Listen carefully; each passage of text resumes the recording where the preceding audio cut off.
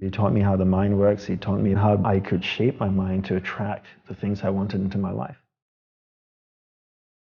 He showed me that nothing is impossible, that you can attain it if you really want.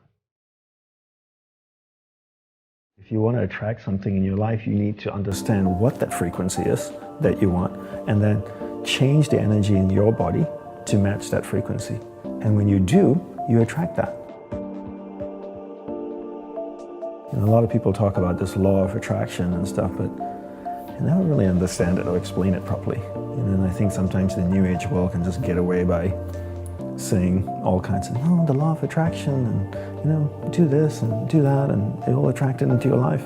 But there's no practical steps or actually understanding the science of how these things work. But once you really understand it and then put the hard work into it, these amazing tools have been around for millenniums. Monks have been using it for thousands of years. And you do affirmations a bit different. You kind of have 3 things that you do that makes them special. Concise choice of positive words, clear visualization, and feeling. And feeling being the most important component, because feeling is emotion, and emotion is energy, and energy is magnetic. Tesla had the saying, if you want to find the secrets of the universe, think in terms of energy, frequency, and vibration. Everything is made up of energy, and that energy is vibrating at a certain frequency. And your job is to match the frequency of what you want. Because that's harmony, right? If your team here can match your frequency, then you're all in alignment and on the same page.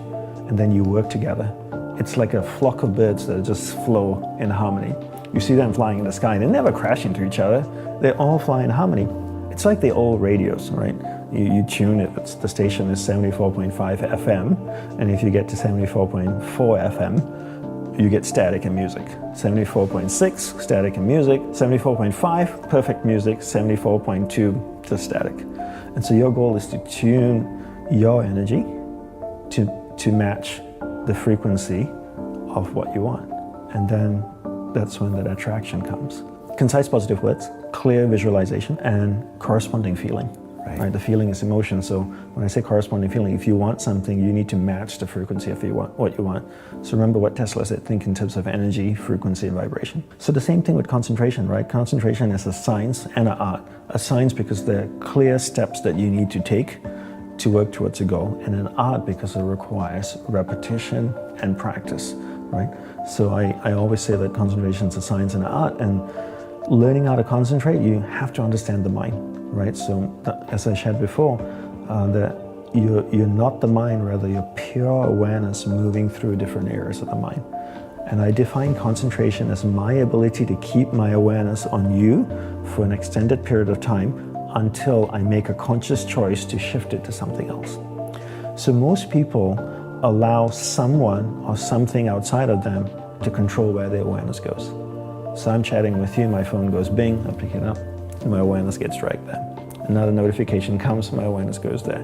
I see a noise out there, I hear a noise out there, my awareness goes over there, right? So my ability to keep my awareness on you or something for an extended period of time is my ability to concentrate.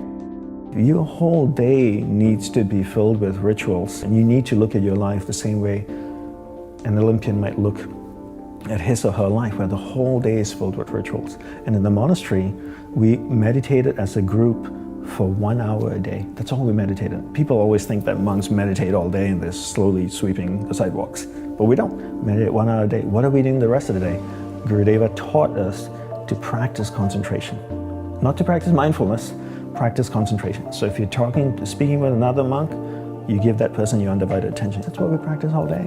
And I think people take a different approach right now. They think, if I meditate for 10 minutes in the morning, I'm good, I'm zen. And the rest of the day I can just do whatever I want to do. And the rest of the day is constant multitasking. So I'm doing many things at once in a poor way. So what do you become good at?